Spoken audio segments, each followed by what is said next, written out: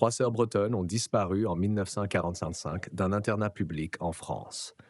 Leur disparition est passée inaperçue pour la plupart des gens durant cette période chaotique. Mais une personne, leur frère aîné biologique, n'a jamais abandonné les recherches. Après 40 ans, il fait une découverte choquante. Une découverte troublante qui va tout changer et révéler la sombre vérité sur ce qui s'est réellement passé à cette époque de l'histoire de France. Le vent du large balaie Saint-Malo en Bretagne de brume et de regrets, alors que Thierry Le Goff s'inquiète est assis à côté de son camping-car rouillé de 1971. C'était en 1985, et après 4 décennies de recherche, il s'était arrêté, ici, fatigué, brisé, et s'accrochant à ses souvenirs. Thierry, bien que son nom de naissance soit Tanguy Le Bihan et que l'internat l'ait baptisé Thomas, a étalé le journal jauni sur ses genoux avec la révérence d'un homme qui manipule des reliques sacrées. Ce journal a 40 ans, mais il le traite comme s'il avait été imprimé hier. Le titre était École d'internat, forger l'avenir radieux de la France. En dessous, une photo qui a hanté ses rêves pendant 4 décennies.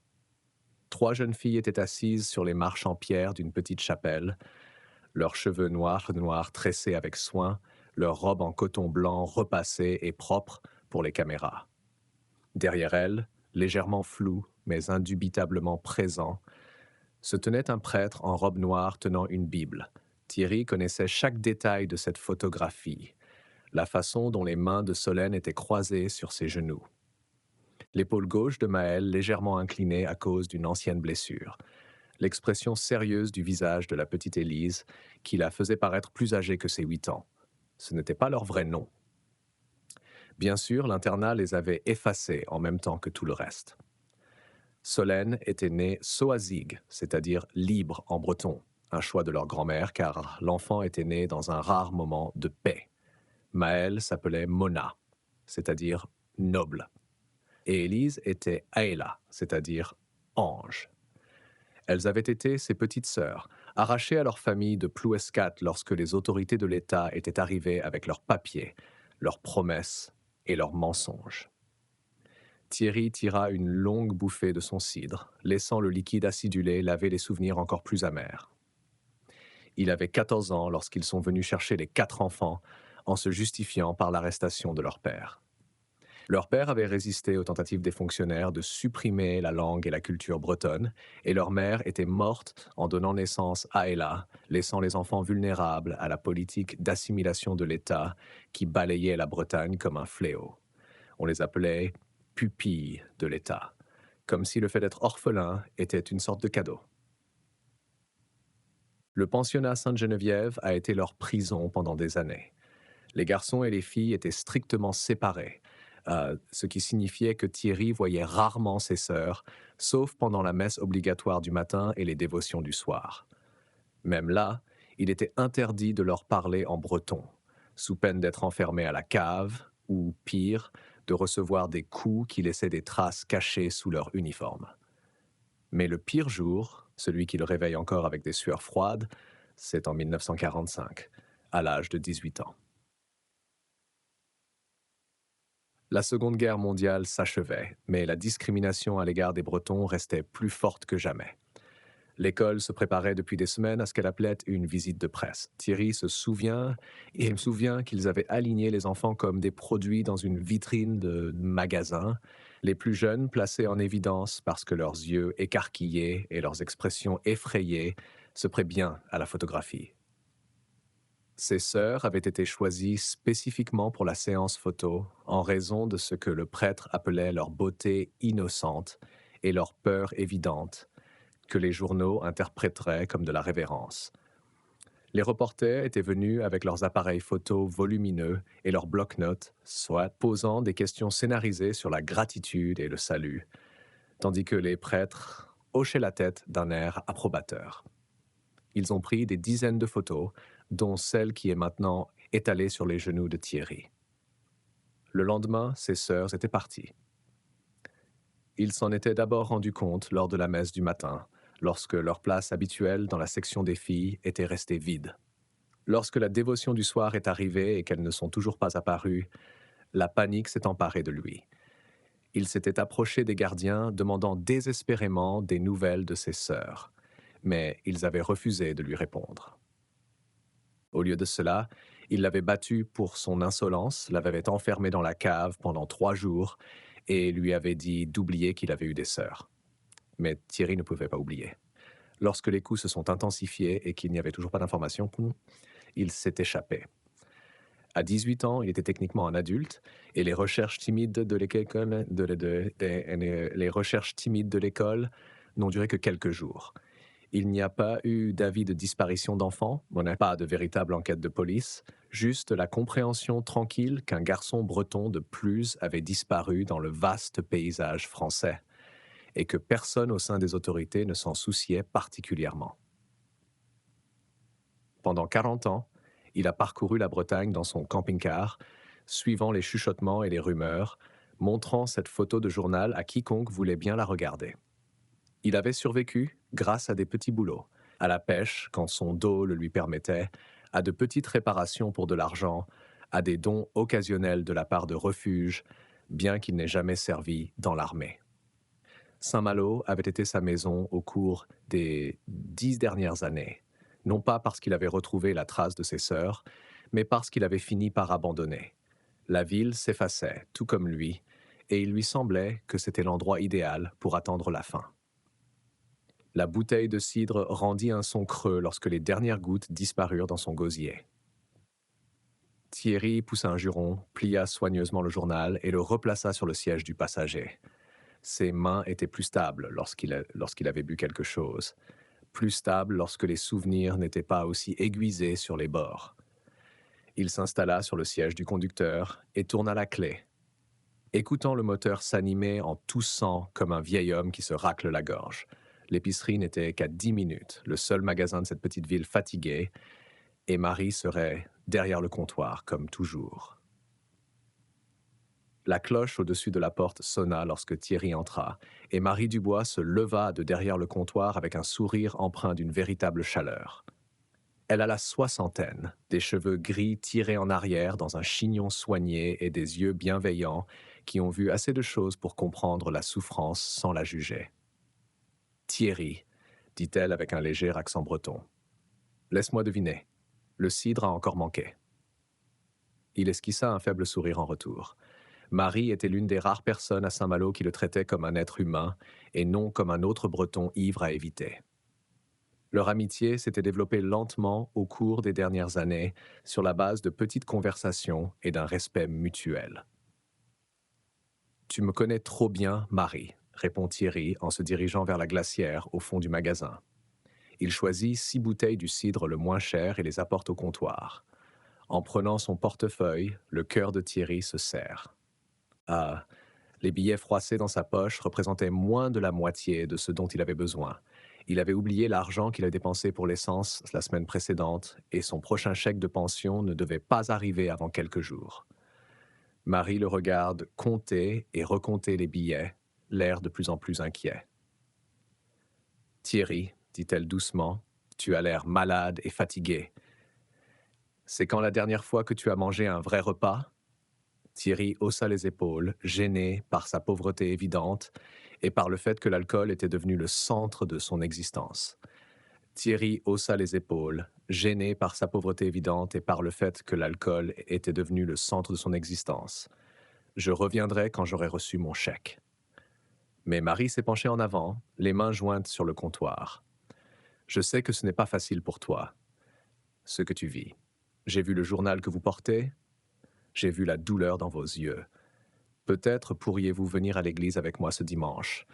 Vous avez l'air d'en avoir besoin. » Le premier réflexe de Thierry est de refuser. Il avait appris les enseignements catholiques à l'internat, mémorisé d'innombrables prières et passages bibliques, mais il n'avait jamais trouvé de réconfort dans la religion. Au contraire, le christianisme lui rappelait tout ce qui lui avait été enlevé. Il avait également abandonné depuis longtemps sa spiritualité bretonne traditionnelle, se sentant déconnecté des deux mondes. « L'Église n'est pas un endroit pour quelqu'un comme moi, Marie, dit-il calmement.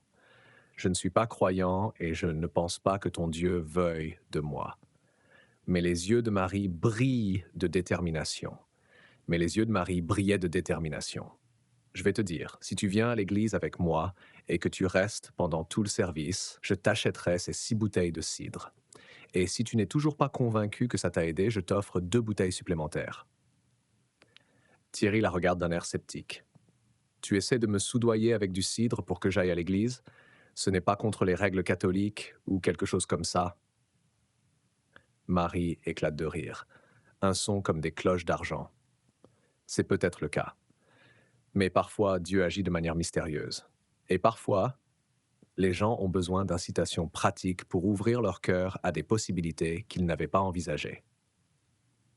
L'offre était tente, plus que tentante. 8 bouteilles de cidre pour assister à un service religieux semblait être un échange raisonnable, d'autant plus qu'il n'avait rien d'autre à faire de son dimanche, et la sincérité de Marie était difficile à ignorer. D'accord, dit finalement Thierry, mais je veux être clair, je fais ça pour le cidre, pas pour le salut. Le sourire de Marie s'élargit. Le sourire de Marie s'élargit. C'est honnête au moins. L'office commence dans 30 minutes à la paroisse Notre-Dame-des-Flots. Ce n'est pas loin d'ici. Il suffit de suivre la route principale en direction de la mer et de tourner à gauche à la Croix de Pierre. Peux-tu rester sobre pendant 30 minutes? Thierry envisage de demander un seul cidre pour se calmer, mais l'expression de Marie le fait changer d'avis. D'accord, d'accord, je te rejoins là-bas. De retour dans son camping-car, Thierry chercha dans ses quelques affaires quelque chose d'approprié à porter pour aller à l'église. Sa chemise la plus propre était encore tachée et usée, mais elle ferait l'affaire. Il s'asperge le visage avec un bidon en plastique, peigne ses cheveux grisonnants avec ses doigts et essaye de se rendre présentable.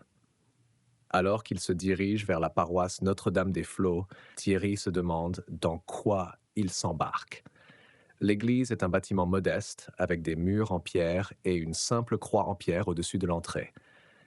Plusieurs voitures sont garées sur le terrain en gravier et il aperçoit des gens en habit du dimanche qui se dirigent vers les portes principales. Thierry gara son camping-car abîmé à côté d'une berline immaculée et se sentit immédiatement gêné par le contraste.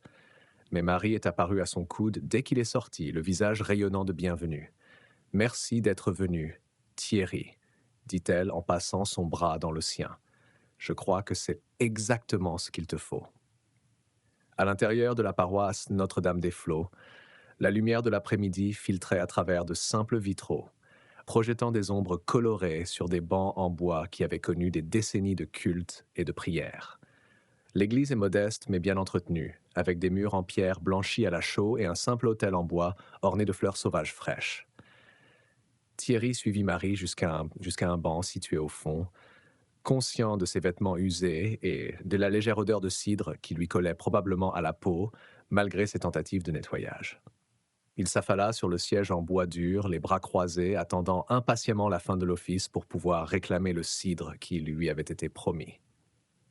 Lorsque l'assemblée se leva pour l'hymne d'ouverture, Thierry se leva à contre-cœur, marmonnant des paroles qu'il se rappelait à moitié de l'époque où il était pensionnaire. Lorsqu'il s'asseyait, il s'asseyait.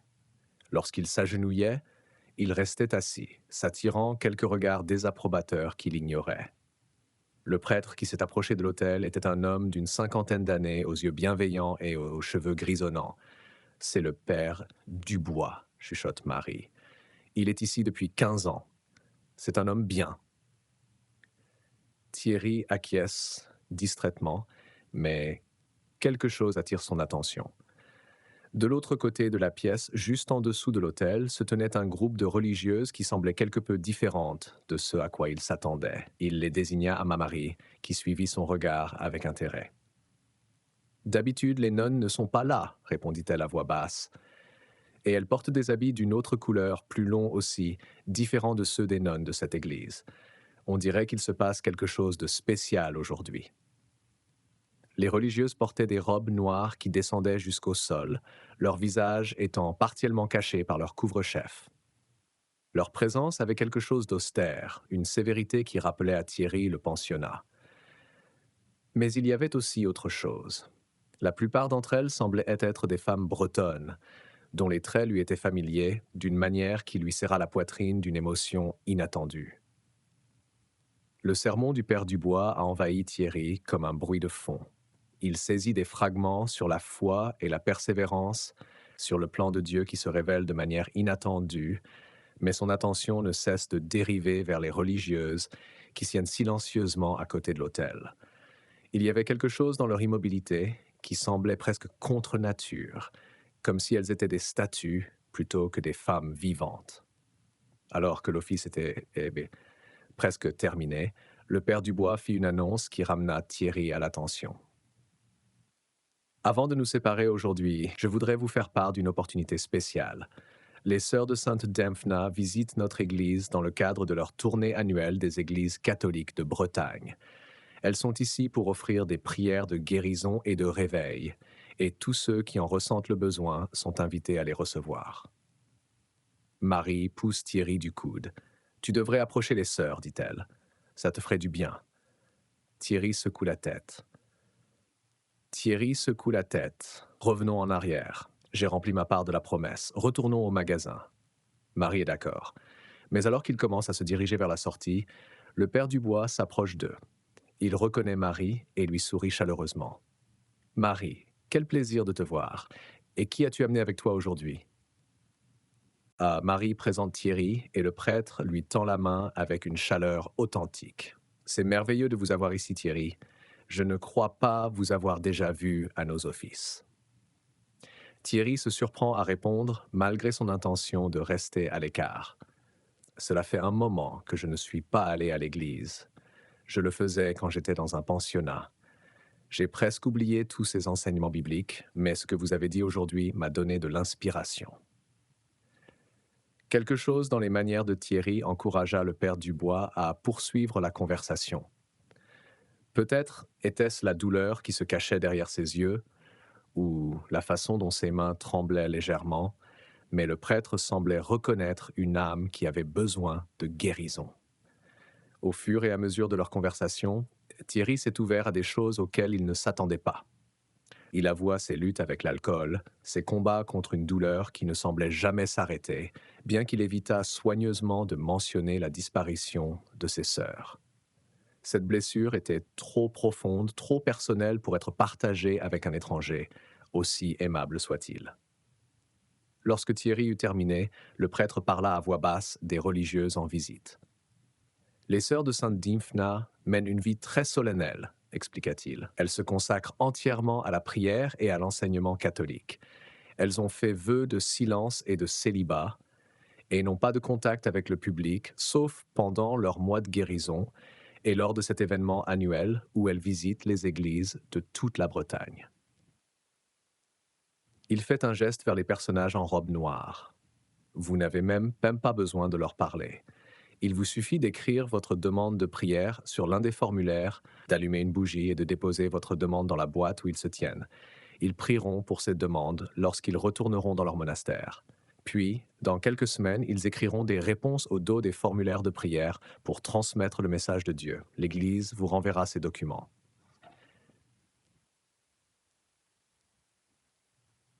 Thierry réfléchit, intrigué malgré lui. Les religieuses écriront donc exactement ce que Dieu leur dira pour chaque demande de prière. C'est exact, confirme le père Dubois. Marie l'encourage à nouveau et Thierry voit sa curiosité piquer. Il n'avait jamais entendu parler de quelque chose de semblable auparavant. Peut-être pourrait-il interroger Dieu sur ses sœurs, sur l'endroit où elles se trouvent. Cela valait la peine d'essayer, d'autant plus que cela ne nécessitait aucun engagement de sa part. Il se dirigea donc vers l'avant de l'église, ses pas résonnant légèrement sur le sol en pierre. Sur une petite table, il trouva des formulaires de prière et un stylo. Il écrivit d'une main tremblante son nom et sa demande, les mots venant d'un lieu de désespoir qu'il se permettait rarement d'admettre. Guidé par l'une des sœurs silencieuses, il alluma une bougie, dont la flamme dansa dans l'air calme de l'église. Il se croisa maladroitement, le geste lui paraissant étranger, après tant d'années loin de la religion formelle, puis s'approcha de la loge où les 5 nonnes montaient la garde. De près, il put voir que la plupart des nonnes avaient effectivement des traits bretons, et cette vue le remplit d'émotions contradictoires. Cela lui rappelait trop vivement le pensionnat, la façon dont les enfants bretons avaient été forcés de participer à leur propre destruction culturelle. Mais il y avait aussi quelque chose d'autre, une familiarité qu'ils n'arrivaient pas à situer. L'urne est presque pleine et Thierry doit presser fermement son formulaire plié pour le faire entrer à l'intérieur. Ce faisant, il leva les yeux vers la religieuse qui se tenait le plus près de la boîte et se sentit obligé de parler. Si vous avez raison, dit-il à voix basse, si votre Dieu est plus fort que le nôtre. Si votre Dieu est plus fort que nos esprits traditionnels, il devrait pouvoir me dire où se trouvent mes 3 sœurs disparues. S'il le fait, je serai un catholique dévoué pour le reste de ma vie. Thierry sourit légèrement, espérant établir un lien avec ces femmes qui partageaient son héritage, mais aucune des nonnes ne lui rendit son sourire. Cependant, il remarqua que leurs expressions changeaient subtilement lorsqu'il mentionna ses sœurs disparues. Il y avait quelque chose dans leurs yeux, peut-être un certain niveau d'empathie, mais il ne pouvait pas l'interpréter. Alors qu'il se retournait vers Marie et le père Dubois, Thierry jeta un dernier coup d'œil par-dessus son épaule. Il vit la religieuse qui avait attiré son attention soulever le lourd coffret de prière pour le transporter dans une pièce annexe. Elle boitait sensiblement en marchant, privilégiant sa jambe droite, et faillit trébucher sous le poids du coffret. Lorsqu'elle atteignit la porte et l'ouvrit, une rafale de vent provenant de l'extérieur frappa son habit, le faisant voltiger contre son visage. L'espace d'un instant, Thierry aperçut clairement la tempe gauche de la jeune femme, et son cœur faillit s'arrêter. Là, partiellement cachée par son habit, se trouvait une épaisse cicatrice en relief qui courait le long de ses favoris. Cette vision frappa Thierry comme un coup physique. Mona portait une cicatrice au même endroit, souvenir du jour où elle avait tenté de protéger la petite Aëla d'une religieuse particulièrement cruelle, brandissant une règle en bois. Thierry avait appris l'incident des semaines plus tard, lorsque Mona lui avait chuchoté l'histoire après la messe du matin, sa voix tremblant sous l'effet de la douleur et de la peur dont elle se souvenait. Thierry commença à crier, sa bouche s'ouvrant pour former le nom de sa sœur, mais la porte se referma avec un doux déclic avant qu'il ne puisse émettre un son. Le moment passa, le laissant figé au milieu de l'allée, le cœur battant d'un mélange d'espoir et d'incrédulité. Une autre sœur s'approcha de lui et lui fit un geste silencieux pour qu'il avance, en lui montrant la petite file de personnes qui s'était formée derrière lui. Thierry marmonna des excuses et força ses pieds à le porter jusqu'à l'endroit où Marie et le père Dubois attendaient, son esprit étant agité par la possibilité impossible qu'il venait de voir sa sœur perdue de vue depuis longtemps. Thierry retourna vers Marie et le père Dubois qui se tenaient près de l'autel, l'esprit encore bouleversé par ce qu'il venait de voir. « Désolé de vous avoir fait attendre, » dit-il, la voix un peu hésitante. « J'ai vu l'une des nonnes boiter, et cela a attiré mon attention. Cela m'a rappelé quelque chose du passé. » L'expression du Dubois s'inquiéta. « Vous allez bien? Vous avez l'air pâle. » Thierry prend une profonde inspiration, réalisant que le moment est venu de partager ce qu'il a gardé enfoui pendant si longtemps. « Père, il faut que je vous dise quelque chose. J'avais 3 sœurs, et elles ont disparu depuis 40 ans. Elles ont été enlevées de notre pensionnat Sainte-Geneviève à Plouescat. » Les yeux du prêtre s'écarquillent de compassion. « Enlevées? Qu'est-ce qui s'est passé? » « C'était en 1945, poursuit Thierry, les mots venant plus facilement maintenant qu'il a commencé.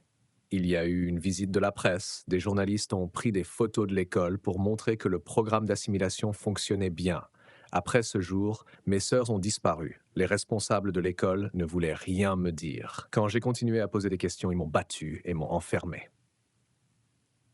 Il marque une pause, reprenant des forces. J'ai vérifié l'internat des années plus tard. Il est abandonné maintenant, il tombe en ruine, mais la douleur de les avoir perdus ne m'a jamais quitté. Les mains de Thierry tremblent légèrement. Nous sommes issus d'une famille bretonne. D'abord, nous avons été séparés de notre père quand ils l'ont arrêté pour résistance à l'oppression culturelle. Ensuite, j'ai été séparé de mes sœurs. Je les ai cherchées depuis, mais je n'ai jamais trouvé la moindre trace de leur passage. Le père Dubois pose une main douce sur l'épaule de Thierry. Je ne peux pas imaginer l'angoisse que vous avez portée pendant toutes ces années. Quelle orientation cherchez-vous? Comment pardonner? Thierry demande. La voix fêlée. Comment tourner la page sur tout cela? La colère, la perte. Je bois pour oublier, mais ça ne disparaît jamais vraiment. Le père Dubois est resté silencieux un moment, réfléchissant attentivement à ses paroles. Avez-vous déjà entendu parler d'Abraham dans la Bible? Il a attendu des décennies que Dieu tienne sa promesse de lui donner un fils. Abraham a dû apprendre la patience et la foi, même lorsque tout semblait désespéré. Parfois, le temps de Dieu n'est pas le nôtre, mais ses réponses arrivent. Le prêtre fait un geste vers l'avant de l'église où Thierry vient de déposer sa demande de prière. Je crois vraiment que vous devriez attendre la réponse de Dieu à la prière que vous venez de faire. De nombreux membres de ma congrégation ont reçu des réponses des sœurs de Sainte Dymphna et ils les ont trouvées remarquablement précises et significatives. C'est peut-être ainsi que Dieu vous parlera enfin de vos sœurs. Thierry ressent une étincelle d'espoir, mais son esprit est aussi rempli de questions. Père, pouvez-vous m'en dire plus sur ces religieuses, les sœurs de Sainte Dymphna? Qui a fondé leur ordre et pourquoi la plupart d'entre elles semblent être des femmes bretonnes? Le comportement du père Dubois changea sensiblement. Le fondateur était le père Moreau. Il est décédé il y a de nombreuses années. Son fils, le père Moreau II, continue le ministère aujourd'hui. Nous n'avons pas le droit d'en parler. C'est une mission sacrée. Mais pourquoi la plupart des religieuses sont-elles bretonnes? Thierry insiste. Et où se trouve leur monastère? J'aimerais leur rendre visite pour mieux comprendre leur travail. Le prêtre secoue fermement la tête. Je ne peux pas vous renseigner sur l'emplacement de leur monastère. Les Sœurs de Sainte Dymphna sont un groupe missionnaire catholique très privé et reclus. Elles gèrent ce qu'elles appellent un sanctuaire pour les femmes en prière et en pénitence. Elles ont fait des vœux stricts de silence et pratiquent une extrême modestie. Pas de contact, pas de visiteurs. Elles sont complètement coupées du monde extérieur à l'exception de ces visites annuelles à l'église. Thierry sentait que le père Dubois ne lui disait pas tout, mais le langage corporel du prêtre indiquait clairement que la conversation était terminée. Marie s'avança, rompant le silence gênant. « Thierry, je crois qu'il est temps que je remplisse ma part du marché, » dit-elle en souriant. Ils s'excusent auprès du père Dubois et retournent sur le parking. La brume de l'après-midi se reflétait sur le gravier lorsqu'ils atteignaient leur véhicule. « Je te retrouve au magasin », dit Marie en montant dans sa voiture. Thierry conduisit son camping-car à travers les rues brumeuses de Saint-Malo, l'esprit agité par tout ce qui s'était passé. À l'épicerie, Marie tint sa promesse et lui tendit 8 bouteilles de cidre avec une douce mise en garde. « Essayez de ne pas finir les huit dans la même journée, » lui dit-elle gentiment. « Et peut-être que nous pourrons retourner à l'église la semaine prochaine. » Thierry acquiesça distraitement, ses pensées étant toujours tournées vers la nonne boiteuse et sa cicatrice caractéristique. De retour à son camping-car, il remarque un morceau de papier caché sous l'essuie-glace. Il le dégagea et vit qu'il s'agissait d'un prospectus annonçant la tournée annuelle des Sœurs de Sainte Dymphna, avec un programme de visite dans diverses églises de Bretagne au cours des semaines à venir. Thierry plie le prospectus sans le lire attentivement et ouvre un de ses cidres. Tout en démarrant le moteur du camping-car et en buvant une longue gorgée, il passe une nouvelle fois devant la paroisse Notre-Dame-des-Flots. Cette fois, il vit les 5 religieuses sortir de l'église et monter dans une simple camionnette blanche. Un jeune bénévole de l'église porte plusieurs cartons contenant vraisemblablement les demandes de prière et les charge dans le compartiment arrière de la camionnette. La curiosité l'emporte sur le projet initial de Thierry de retourner à sa place de parking habituelle. Il sortit à nouveau le prospectus, espérant y trouver une adresse pour le monastère, mais il n'y avait rien d'autre que des instructions pour visiter les églises sur leur calendrier de tournée pour soumettre des prières. Puisque le père Dubois avait refusé de donner l'emplacement du monastère, Thierry décida de suivre la camionnette et de voir où vivaient réellement ces mystérieuses religieuses. Sa curiosité était alimentée en partie par l'espoir d'en découvrir plus sur la nonne boiteuse, mais plus profondément par le besoin de comprendre pourquoi tant de femmes bretonnes avaient rejoint cet ordre catholique isolé. Peut-être que quelqu'un avait vu ses sœurs, ou peut-être même qu'elles en faisaient partie. Il espérait seulement que ces femmes avaient trouvé une vie meilleure que celle dont il se souvenait au pensionnat. Il était environ 1 heure de l'après-midi lorsque Thierry commença à suivre la camionnette à la sortie de Saint-Malo. Il resta bien en arrière, gardant plusieurs longueurs de voiture entre eux pour éviter d'être repéré. La camionnette se dirigea vers le sud, vers la campagne, et à mesure qu'il s'éloignait de la ville, le paysage devenait de plus en plus désolé. Les bruyères et les ajoncs s'étendaient vers des collines lointaines, interrompues seulement par quelques murs de pierre usés par le temps ou des fermes abandonnées. Après près d'1 heure de route sur ce terrain isolé, Thierry aperçoit quelque chose d'inattendu au loin. Une grande enceinte entourée d'une clôture à mailles losangées, surmontée de ce qui semblait être des drapeaux de prière plutôt que du fil de fer barbelé. Un portail solide bloquait l'entrée, et à côté se trouvait un petit poste de garde. Thierry s'arrête sur la route et se gare derrière un bouquet de ronces, observant la camionnette blanche s'approcher du portail. Un jeune breton sorti de la guérite, stoïque et vigilant, scrutant les lieux avec méfiance avant d'ouvrir la grille pour laisser entrer la camionnette. De sa position cachée, Thierry étudia l'enceinte. Cela ne ressemblait en rien au paisible monastère qu'il avait imaginé. Les bâtiments avaient l'air usés et utilitaires, ressemblant plus à une prison ou à un centre de détention qu'à un lieu de contemplation spirituelle. La présence d'une clôture et d'un garde armé ne faisait que renforcer cette impression. Alors que le portail se refermait derrière la camionnette, Thierry resta caché dans les ronces, son cidre se réchauffant dans sa main, tandis qu'il essayait d'assimiler ce qu'il voyait. Thierry resta garé derrière les ronces pendant près d'une demi-heure, surveillant l'enceinte pour déceler tout signe d'activité et réfléchissant à l'opportunité d'approcher le gardien de la porte. La brume de l'après-midi se déposait sur le toit métallique de son camping-car, mais à l'extérieur, rien ne bougeait derrière la clôture à mailles losangées, à l'exception du battement occasionnel des drapeaux de prière sous l'effet de la brise humide. Pendant qu'il attendait, Thierry a fouillé dans une petite armoire à côté de son lit improvisé et en a sorti une vieille boîte à cigares en bois qui avait voyagé avec lui pendant 4 décennies. La boîte était usée par les manipulations, ses coins étaient arrondis et sa finition avait pris une teinte marron terne. À l'intérieur se trouvaient les quelques objets précieux qu'il avait réussi à sauver de son ancienne vie, les fragments d'identité que le pensionnat n'avait pas réussi à détruire.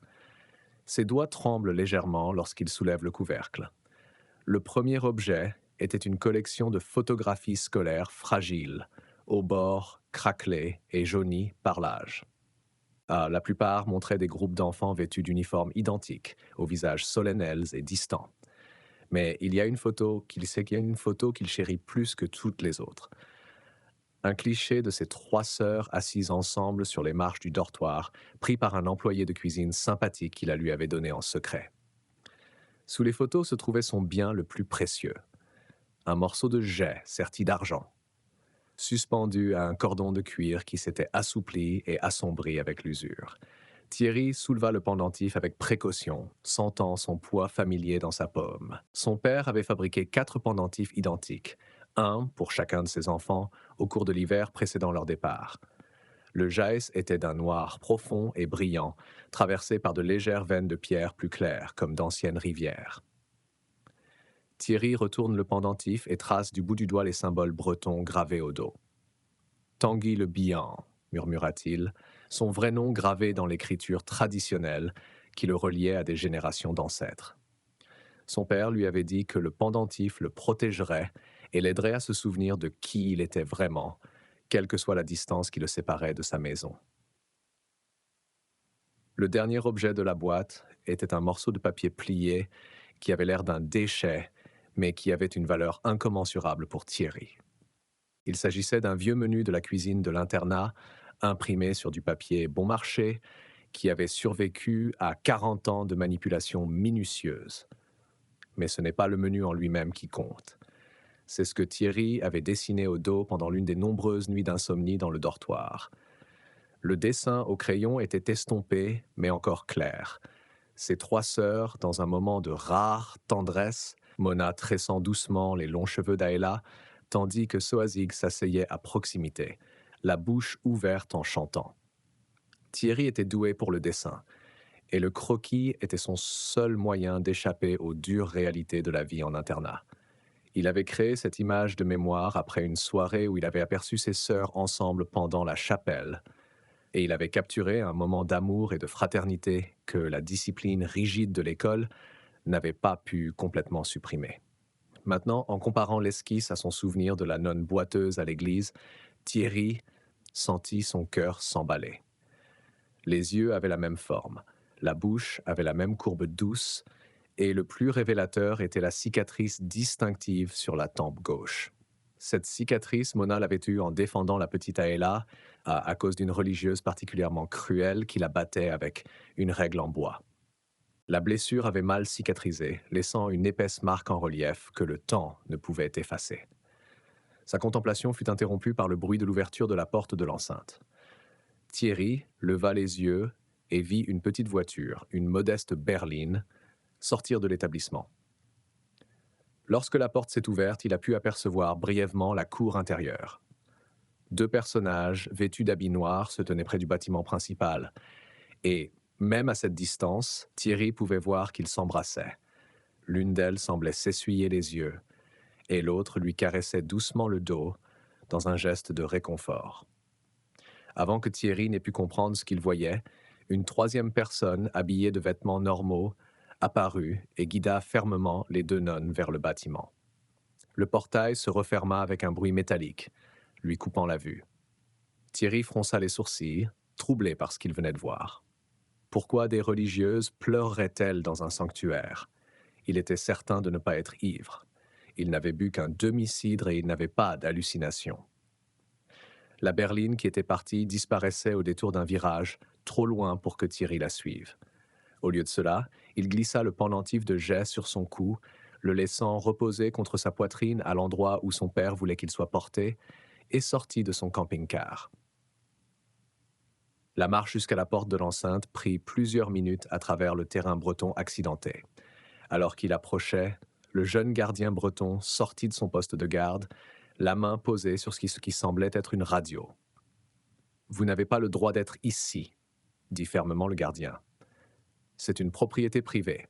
Le public n'y a pas accès. » Thierry lève pacifiquement les mains. « Je ne cherche pas les ennuis, mon frère.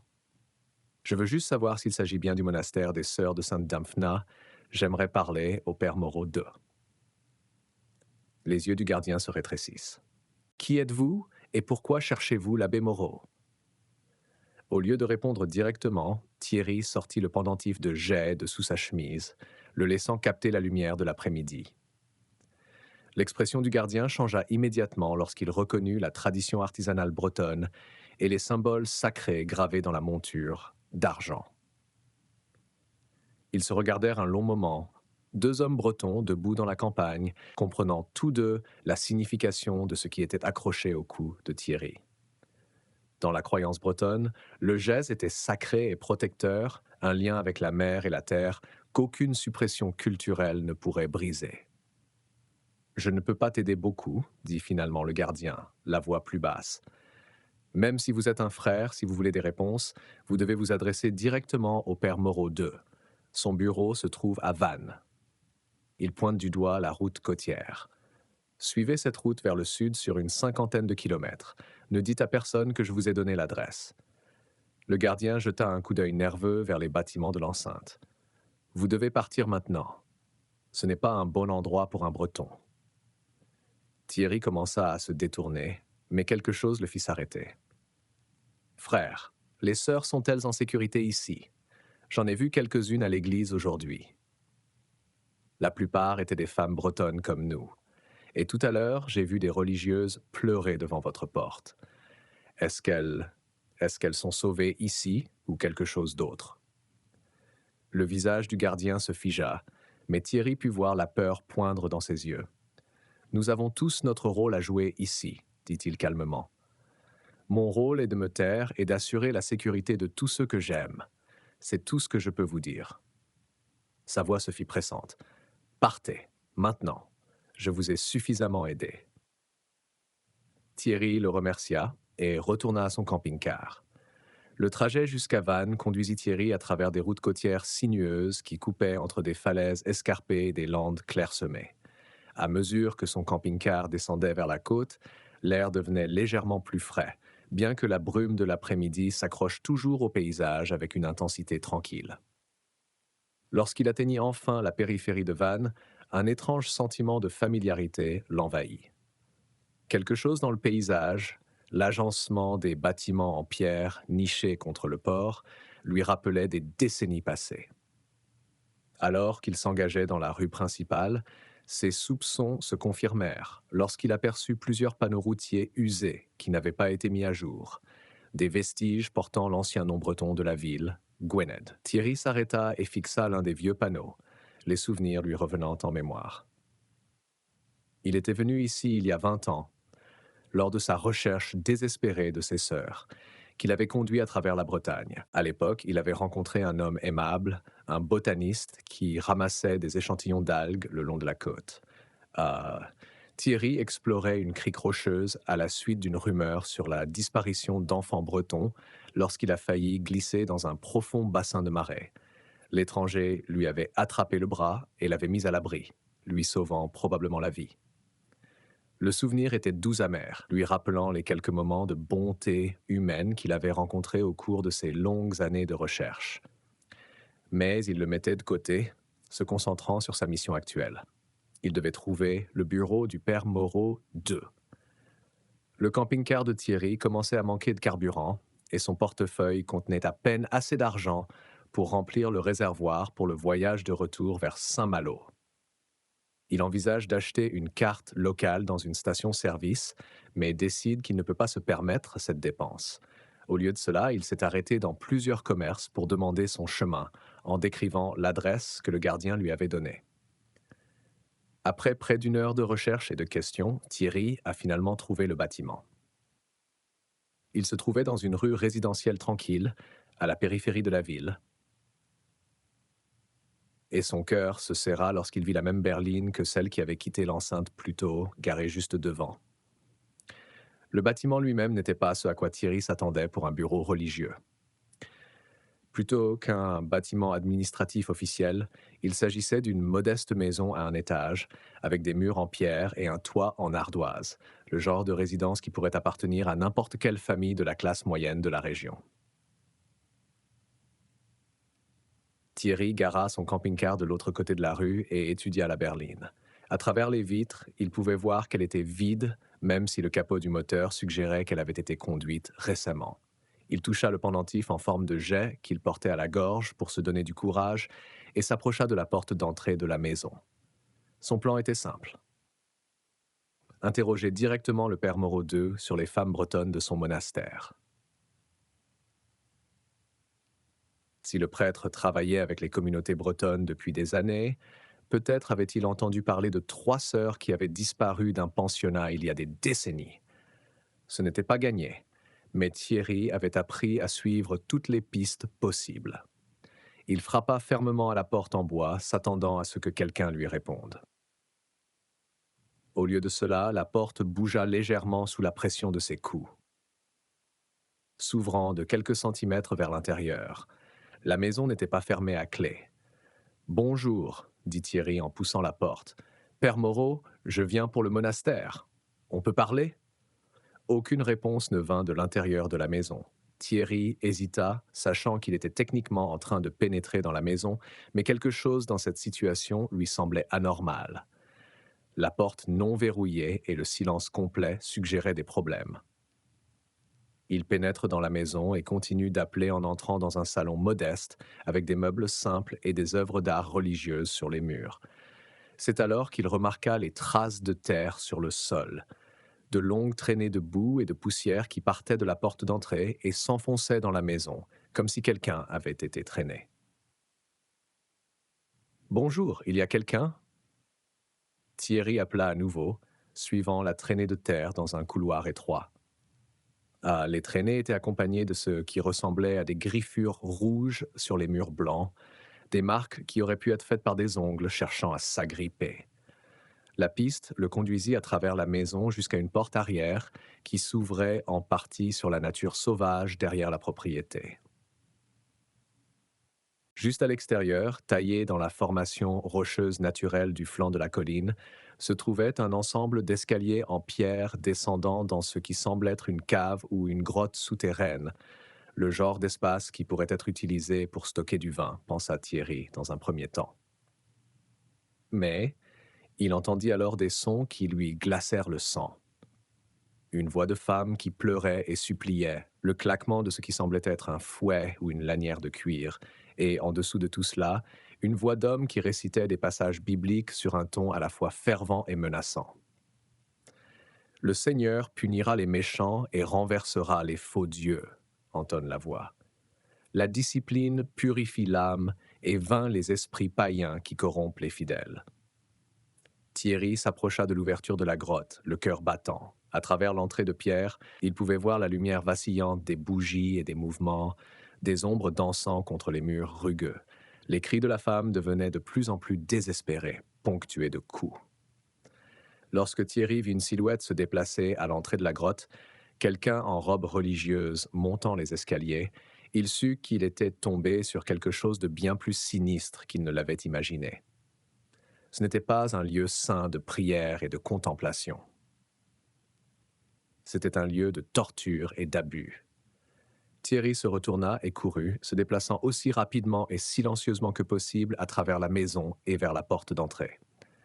Les mains tremblantes, il démarra son camping-car et s'éloigna, l'esprit agité par les implications de ce dont il avait été témoin. Il avait besoin d'aide et il en avait besoin immédiatement.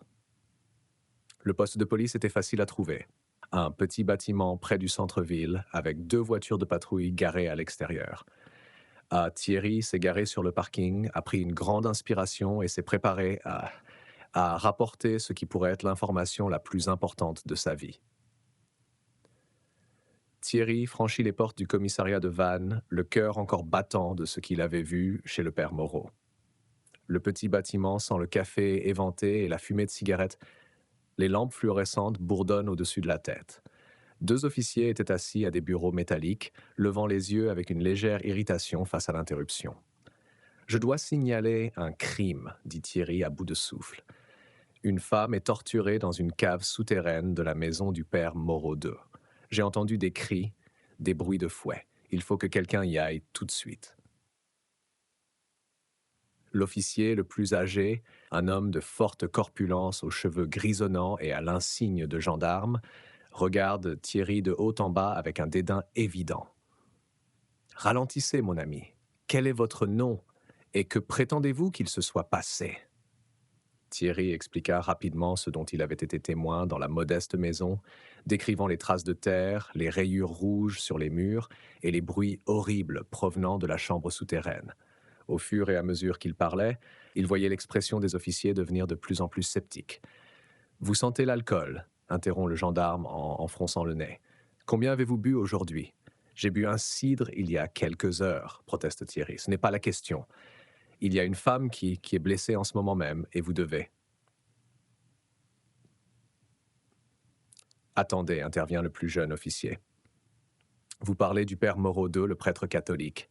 Oui, écoutez, je sais de quoi ça a l'air, ouais, mais j'ai vu. » Le gendarme se lève brusquement, le visage rouge de colère. « Écoute-moi bien, espèce de fou breton. Le père Moreau II est l'un des hommes les plus respectés de cette ville. Il ne ferait pas de mal à une mouche, et encore moins à quelqu'un. Et ces nonnes dont tu parles, elles sont toutes en sécurité dans leur monastère à la campagne, Grella. Personne ne les a jamais vues en ville, et encore moins dans une cave souterraine. » Thierry sent son désespoir monter. « S'il vous plaît, envoyez quelqu'un pour vérifier la maison. Cela prendra 5 minutes pour vérifier. » « C'est une sacrée accusation que vous portez là, » dit le gendarme, sa voix prenant un ton menaçant. « Vous parlez de pénétrer par effraction dans une propriété privée, de faire des déclarations calomnieuses sur un homme de Dieu. Vous reconnaissez être entré chez lui sans autorisation. Je pourrais vous arrêter tout de suite pour violation de domicile. » Je ne suis pas entré par effraction, insiste Thierry. La porte n'était pas fermée à clé et j'ai entendu une personne en détresse. Vous n'avez pas l'obligation d'enquêter? Le gendarme se dirige vers une étagère le long du mur où sont exposés des objets religieux. Une croix en bois, une statue de la Vierge Marie, un chapelet et plusieurs photos encadrées. Il prend 2 photos et les tend à Thierry. C'est le père Moreau, le fondateur de la mission, dit le gendarme en montrant la première photo. Il est mort il y a une quinzaine d'années. Et voici son fils, le père Moreau II, qui poursuit la sainte œuvre de son père. Le sang de Thierry se glaça lorsqu'il regarda la deuxième photo. Le visage qui lui faisait face était indubitablement le même homme que celui de sa précieuse coupure de presse. Le prêtre qui s'était tenu derrière ses 3 sœurs sur les marches de la chapelle il y a 40 ans. Plus âgé maintenant, avec des cheveux gris et des rides plus marquées autour des yeux, il s'agit bien de la même personne. Cette ville a été bénie par la paix depuis que le père Moreau II a eu la révélation que Dieu voulait que nous changions notre nom de Gwynedd en Van, poursuit le gendarme avec révérence. Depuis, nous avons le taux de criminalité le plus bas de la région. Cet homme est pratiquement un saint. Thierry réalise avec une horreur grandissante que les forces de l'ordre local vouent un véritable culte au père Moreau II. Toute accusation portée contre le prêtre serait automatiquement rejetée, quelles que soient les preuves. La voix du gendarme devint froide et définitive. Je vous préviens une dernière fois. Quittez cette ville et ne revenez pas. Si vous portez encore une accusation aussi folle, je vous ferai arrêter pour trouble à l'ordre public et faux témoignage. Sortez d'ici avant que je ne change d'avis et que je vous laisse partir. Thierry quitte le commissariat, les mains tremblantes d'adrénaline et de frustration. Dans son camping-car, il tente de calmer sa respiration et d'avoir les idées claires. Les autorités locales étaient inutiles. Pire qu'inutiles, elles étaient aveuglées par la dévotion au prêtre. Il avait besoin de l'aide de quelqu'un en qui il pouvait avoir confiance. Thierry se rendit à la station-service la plus proche et trouva une cabine téléphonique à l'extérieur. Il sortit de sa boîte à gants un carnet d'adresses usé qu'il portait depuis des années et feuilleta les pages jusqu'à ce qu'il trouve le numéro qu'il cherchait. Claude Yann, le botaniste à qui il a sauvé la vie il y a 20 ans sur la côte bretonne. Les doigts tremblants, Thierry compose le numéro et attend la réponse. Le téléphone sonne 3 fois avant qu'une voix familière ne réponde. Résidence Yann. Claude, c'est Thierry Le Bihan. Nous nous sommes rencontrés il y a une vingtaine d'années près de Gwynedd. Vous ramassiez des échantillons d'algues le long de la côte. Je ne sais pas si vous vous souvenez de moi. Il y a eu une pause. Thierry, mon Dieu, d'où appelez-vous? Êtes-vous toujours dans la région? Je suis à Vannes. Je me suis rendu compte qu'ils ont changé le nom de Gwynedd. Claude, j'ai besoin de ton aide. Je suis toujours à la recherche de mes sœurs. Et je crois que j'ai fait quelque chose. Il y a un prêtre catholique qui s'appelle le père Moreau II, et je l'ai vu torturer une femme dans une cave souterraine de sa maison. La voix de Claude devient sceptique. Thierry, c'est une accusation grave. Es-tu sûr de ce que tu as vu? Je suis tout à fait sérieux. J'ai entendu une femme crier, le bruit d'un fouet, et ce prêtre réciter des versets de la Bible sur la punition des païens. Quand j'ai essayé de le signaler à la police locale, ils m'ont complètement ignoré. Ils ont adoré ce prêtre, m'ont dit de quitter la ville où il m'arrêterait. Écoutez, je ne sais pas, Thierry, interrompt Thierry, dont la voix se fait désespérée. Il y a 20 ans, vous étiez en train de collecter des échantillons près de cette crique rocheuse. J'ai attrapé ton bras quand tu as failli glisser dans un bassin de marée. Je t'ai sauvé la vie. Vous m'avez dit que si j'avais besoin de quoi que ce soit, je pouvais vous appeler. Eh bien, c'est ce que je fais maintenant. La ligne est restée silencieuse pendant un long moment. Lorsque Claude reprend la parole, son ton est totalement différent. Où es-tu en ce moment? À la station-service sur la route principale de Vannes, la station Total. J'y serai dans 10 minutes. Ne bougez pas. Fidèle à sa parole, Claude arriva rapidement dans une camionnette Renault usée par le temps. Il était plus âgé, ses cheveux étaient presque gris et son visage était buriné par 2 décennies de soleil côtier, mais Thierry le reconnut immédiatement. Claude sortit de sa camionnette et s'approcha de la cabine téléphonique où Thierry attendait. Racontez-moi tout, dit Claude sans préambule. Thierry raconta toute l'histoire, le service religieux, la nonne boiteuse avec la cicatrice caractéristique, suivre la camionnette jusqu'à l'enceinte, rencontrer le gardien et enfin assister à la torture dans la maison du père Moreau. Tout en parlant, il observe l'expression de Claude qui passe du scepticisme à l'inquiétude, puis à l'alarme. La police locale ne nous aidera pas parce qu'elle est dans la poche de ce prêtre, conclut Thierry. Quand j'ai vu sa photo au poste de police, je l'ai reconnu grâce à une photo de journal que je porte sur moi depuis 40 ans. C'est le même prêtre qui était à l'internat de mes sœurs le jour de leur disparition. Claude acquiesce d'un air sombre. Vous avez raison à propos de la police locale. Ils n'aideront pas deux hommes bretons à porter des accusations contre un prêtre catholique respecté. Mais nous avons d'autres options. Nous devons contacter la police régionale bretonne.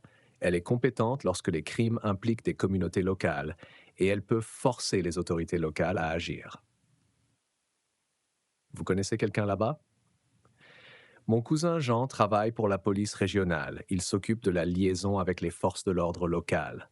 Je vais l'appeler. Claude entra dans la station-service pour utiliser le téléphone tandis que Thierry attendait à l'extérieur, faisant les 100 pas nerveusement. Le soleil commençait à descendre vers l'Atlantique, projetant de longues ombres sur le paysage côtier. Chaque minute qui s'écoulait signifiait plus de souffrance potentielle pour celui qui était détenu dans cette chambre souterraine. Au bout d'un quart d'heure, Claude émerge, l'air sombre. Jean arrive avec une équipe. Il a dit que ce genre de situation impliquant des institutions religieuses et des membres de la communauté disparus nécessite une enquête immédiate. Ils nous rejoindront à la maison du prêtre, mais il nous a dit de rester en arrière et de nous cacher pour les laisser s'occuper de l'affaire. Nous y retournons. Nous devons être des témoins. Et si cette femme est vraiment ma sœur? Claude laisse la phrase inachevée. Je ne sais pas, Claude, si c'est ma sœur ou non, mais elle a besoin d'aide. Ils décidèrent de prendre la camionnette de Claude au lieu du camping-car voyant de Thierry. Alors qu'ils retournent vers la maison du père Moreau, Thierry sent son cœur battre contre ses côtes. Après 40 ans de recherche, il avait peut-être enfin des réponses, même si les circonstances étaient plus horribles que tout ce qu'il avait pu imaginer. Il se gare derrière un groupe d'agents à une centaine de mètres de la maison, se plaçant de manière à pouvoir observer sans être vu. La même berline était toujours garée devant et des lumières étaient visibles à travers les fenêtres. Là, chuchote Claude en pointant la maison du doigt. Deux hommes vêtus d'habits de lin blanc, comme en portent certains ordres religieux, portaient une silhouette molle vers la berline. Même de loin, Thierry pouvait voir que la femme portait l'habit noir d'une religieuse. Sa tête reposait sur l'épaule d'un homme et des taches sombres étaient visibles à la fois sur ses vêtements et sur les vêtements blancs des hommes. Du sang, souffle Thierry. Regardez son visage. Le nez et les joues de la femme étaient couverts de sang et elle semblait à peine consciente. Les hommes s'efforcent de soutenir son poids en s'approchant de la voiture, manifestement dans l'intention de la transporter quelque part. Avant qu'il n'ait pu la charger dans le véhicule, le bruit des sirènes en approche retentit dans l'air de la côte. Les deux hommes se figèrent, regardant frénétiquement autour d'eux, alors que 3 véhicules apparaissaient sur la route. 2 unités marquées de la police régionale bretonne et un SUV banalisé. « C'est Jean », dit Claude en désignant un homme de grande taille qui sort du véhicule de tête. Thierry et Claude sortent de leur cachette et s'approchent de la scène. Claude dirige Thierry vers son cousin, un homme d'une quarantaine d'années à l'air sérieux, portant un uniforme de la police régionale. La confrontation qui s'ensuit est tendue et chaotique. Le père Morodou sort de la maison, son visage est un masque d'indignation vertueuse face aux officiers régionaux. Il était exactement comme Thierry se souvenait de la photo du journal, bien que plus âgé et portant des vêtements civils tachés de ce qui semblait être du sang. Il s'agit d'une propriété privée appartenant à l'Église catholique, déclare le père Moreau. Vous n'avez aucune juridiction ici. Cette femme est un membre de notre communauté religieuse qui reçoit des conseils spirituels. Monsieur, on nous signale une agression et un possible enlèvement impliquant des membres de la communauté. répond fermement Jean. Nous devons parler à cette femme et examiner les lieux. En quelques minutes, la police locale de Vannes est arrivée, contrainte de répondre à la présence des autorités régionales. Le gendarme qui avait congédié Thierry plus tôt semblait mortifié de se retrouver au milieu d'une confrontation juridictionnelle impliquant son prêtre bien-aimé. Le père Moreau continue de protester, revendiquant le sanctuaire religieux et insistant sur le fait que la chambre souterraine n'est qu'une cave à vin pour la Sainte Communion. Mais lorsque les agents régionaux ont aidé la femme blessée à sortir de la voiture, son état est devenu indéniable. Elle était si faible qu'elle ne pouvait pas se tenir debout. Son visage est couvert de sang et son habit est déchiré et taché. Thierry s'approche, le cœur battant, et étudie le visage de la femme. Malgré les blessures et le passage de 4 décennies, il l'a reconnue immédiatement. La cicatrice distinctive sur sa tempe gauche, la forme de ses yeux, la façon dont elle tenait sa bouche même dans la douleur. Mona, appela-t-il en utilisant son nom breton. La femme tourna faiblement la tête à ce son, et lorsque ses yeux parviennent à se fixer sur le visage de Thierry, elle sursaute. Rompant son vœu de silence pour la première fois depuis 40 ans, elle s'exprime dans un breton hésitant. Frère, Tanguy Le Bihan, Thierry, toutes les personnes présentes, policiers, autorités régionales, même le père Moreau, se taisent, choqués. Thierry s'avance, les larmes aux yeux. C'est l'une de mes 3 sœurs disparues, annonce-t-il à l'Assemblée. Elle a disparu du pensionnat Sainte-Geneviève il y a 40 ans. Les services d'urgence médicale ont été immédiatement appelés. Des policiers et des agents régionaux ont fouillé la maison et la chambre souterraine. Ils sont revenus 20 minutes plus tard, avec le père Moreau et ses 2 assistants menottés. Alors que le prêtre est conduit vers une voiture de patrouille, il se tourne vers Thierry avec une haine venimeuse dans les yeux. « Vos faux dieux ancestraux sont impuissants face à la vraie foi, crache-t-il. Vos croyances païennes corrompent les âmes pures que j'essayais de sauver. » Un officier pose une main ferme sur la tête du père Moreau et le pousse sur le siège arrière avant qu'il ne puisse en dire plus. Lorsque l'équipe médicale est arrivée, elle a commencé à examiner Mona avec son consentement. « Je ne suis plus une nonne à partir de maintenant, » leur dit-elle fermement. « Faites ce que vous avez à faire. » Les ambulanciers ont découvert des marques de fouet fraîches sur son dos, ses bras et ses jambes, signes évidents de sévices prolongés et systématiques. Alors qu'ils administrent des fluides intraveineux à Mona, Jean se dirige vers Thierry et Claude qui se tiennent près de l'ambulance. « Nous avons fouillé cette chambre souterraine, » dit Jean, le visage sombre. « C'est très inquiétant. » Il y avait du vin de messe et il semble qu'il l'ait forcé à le boire tout en la battant. Mais ce n'est pas le plus étrange. Mona, qui a entendu, acquiesce faiblement. « Il nous faisait boire du vin pour ouvrir nos esprits et recevoir des messages divins. Quand nous ne pouvions pas produire les réponses qu'il voulait, il nous punissait. » Il y a une grande statue de la Vierge Marie avec l'enfant Jésus, poursuit Jean. Mais il y a aussi une petite installation pour les rituels spirituels traditionnels bretons. C'est comme s'il mélangeait les croyances indigènes avec le catholicisme. Mona le confirme avec un rire amer. Nous étions obligés de répondre à des demandes de prière individuelles, comme celles que vous avez soumises à l'Église. Il pensait que les femmes bretonnes avaient des liens particuliers avec les mondes spirituels et qu'elles étaient plus aptes à communiquer avec la Vierge Marie. Claude secoue la tête avec dégoût. C'est une erreur à bien des égards. Seules les religieuses bretonnes ont été battues, poursuit Mona plus clair. Les autres nonnes n'étaient jamais touchées. Ils nous donnaient du vin et nous forçaient à méditer en état d'ébriété, prétendant que cela nous aiderait à recevoir des visions. Quand j'ai refusé de boire, voulant rester sobre pour recevoir d'authentiques messages de Dieu, il m'a puni sévèrement. Thierry saisit la main de sa sœur. Et Soazig et Aela sont-elles en sécurité? Ils ont appris à jouer selon ces règles, dit Mona à voix basse. Ils sont toujours au monastère. Ils ont falsifié des messages spirituels pendant des années pour éviter d'être punis, comme tout le monde. Elle marqua une pause, perdue dans le poids de la mémoire. Il est plus facile de comprendre les réponses que les gens recherchent lorsqu'ils ont écrit leurs prières, ajouta-t-elle, la voix lourde d'expérience. Thierry acquiesce, les pièces du puzzle se mettent en place.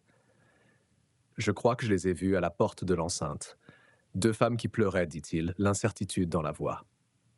Cet endroit ne m'a même pas semblé être un monastère quand je l'ai vu pour la première fois.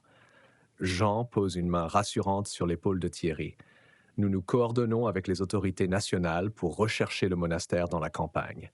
Nous vous amènerons Soazig et Aela à l'hôpital. Alors que Mona était chargée dans l'ambulance, Thierry monta à côté d'elle. Claude suivit dans sa camionnette et ils se dirigèrent vers l'hôpital régional, les sirènes hurlant dans la soirée côtière. La salle d'attente du centre médical régional était un espace stérile, rempli de chaises en plastique inconfortables et de l'odeur antiseptique qui imprégnait tous les hôpitaux. Thierry est assis à côté de Claude, les deux hommes étant encore en train d'assimiler l'énormité de ce qui vient de se passer. Mona avait été transportée dans la zone de traitement d'urgence dès son arrivée, l'équipe médicale travaillant rapidement à l'évaluation de ses blessures et à l'élimination de l'alcool de son système. Une vie pour une vie, dit Thierry, en regardant ses mains. Vous avez aidé à sauver mes sœurs. Claude acquiesce, se souvient. C'est comme ça que ça devrait être. Des frères bretons qui s'entraident quand c'est le plus important. Ils passèrent l'heure suivante à rattraper les décennies écoulées.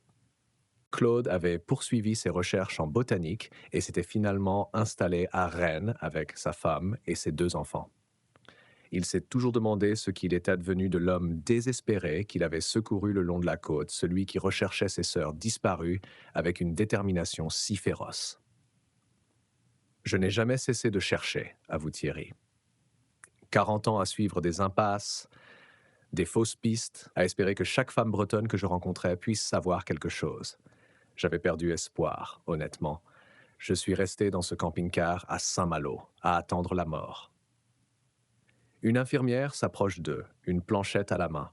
« Vous êtes la famille du patient qui a été amené de Vannes ?»« Oui, » dit Thierry en se levant rapidement. « Comment va-t-elle » La police est en route pour prendre les dépositions, mais je peux vous dire que nous avons réussi à évacuer l'alcool de son organisme par intraveineuse.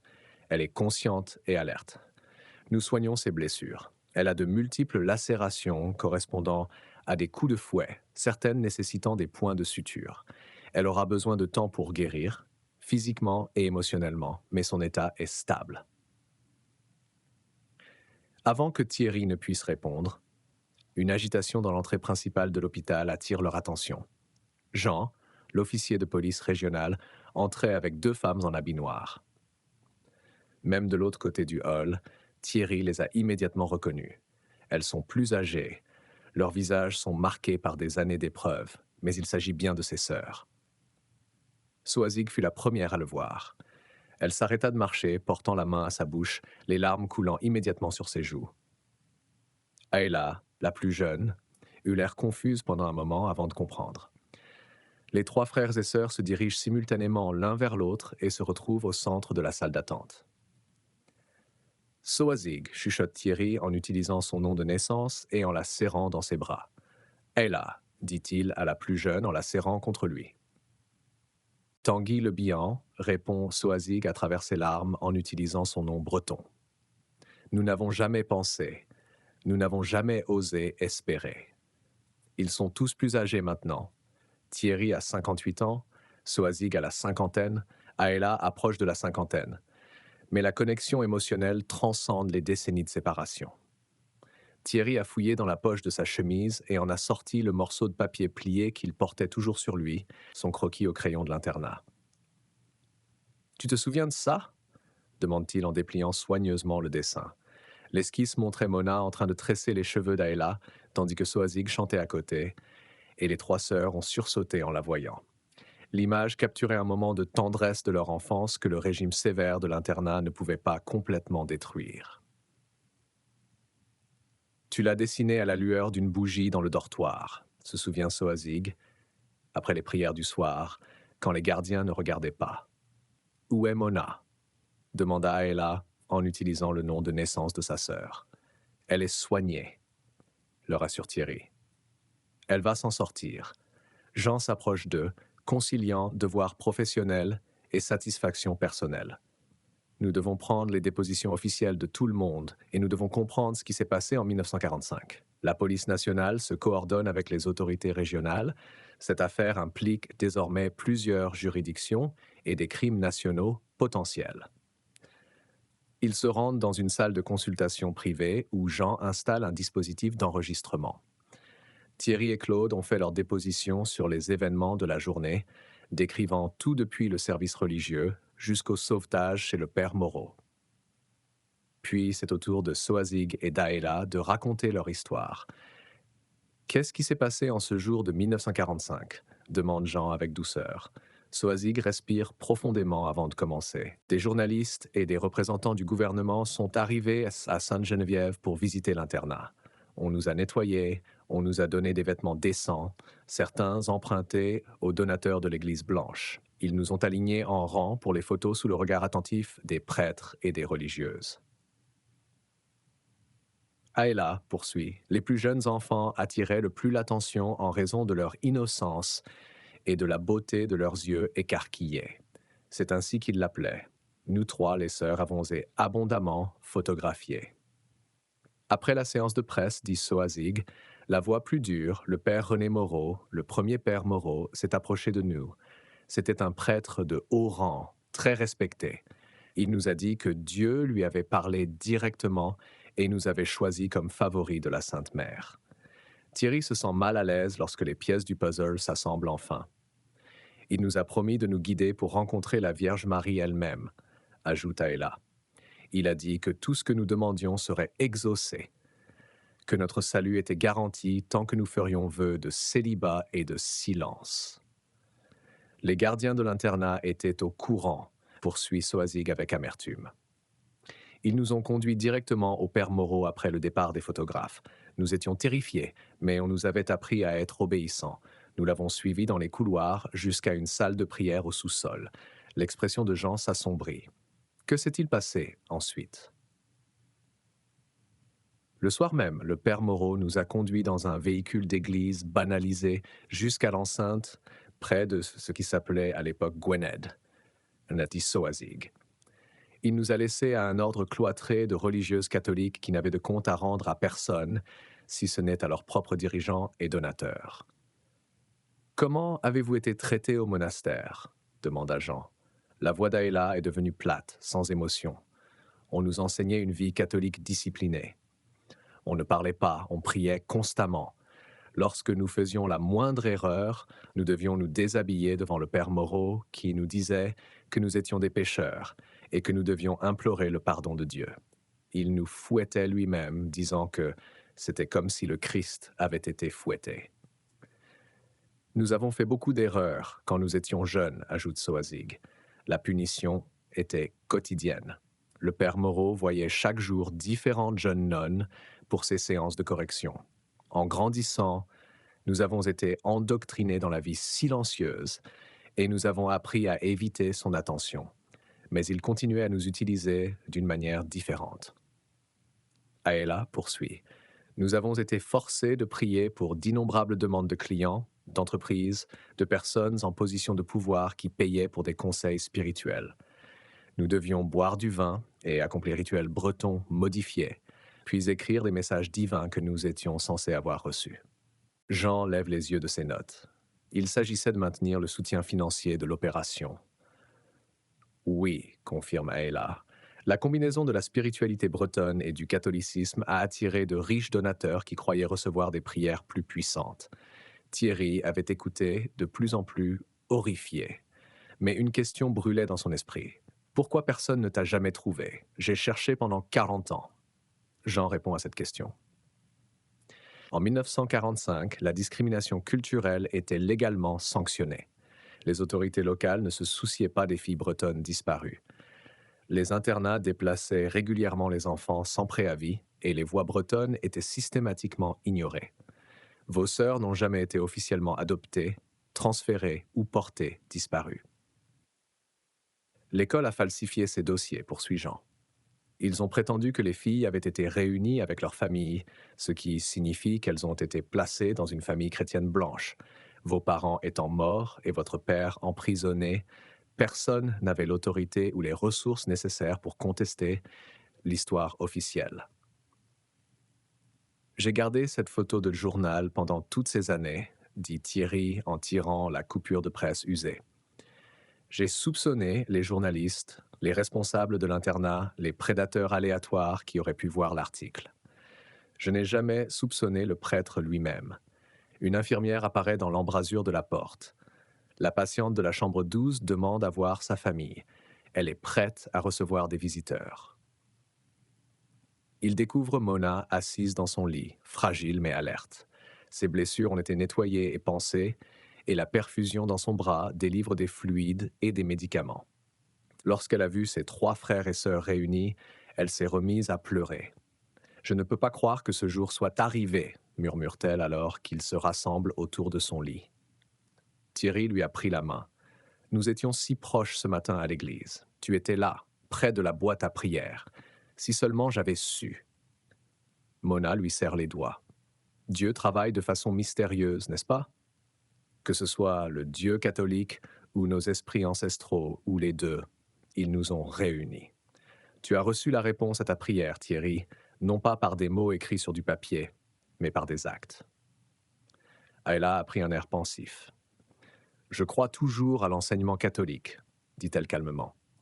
Mais ces gens, le père Moreau et ses disciples, ont perverti tout ce qu'ils prétendaient représenter, allant même jusqu'à contredire leurs propres enseignements. Ils ont utilisé la religion pour justifier les abus et l'exploitation. » Thierry acquiesça lentement. « Peut-être qu'une fois que vous serez tous rétablis, nous pourrons apprendre ensemble le bon chemin. Il doit y avoir une forme de foi qui n'exige pas que nous abandonnions notre identité de Breton. Mais pour l'instant, je suis convaincu que Dieu, quelle que soit la façon dont on l'entend, a répondu à ma prière. »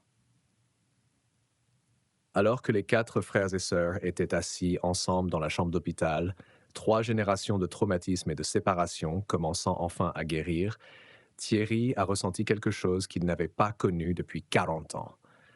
De l'espoir pour l'avenir et la paix profonde que procurent les prières exaucées.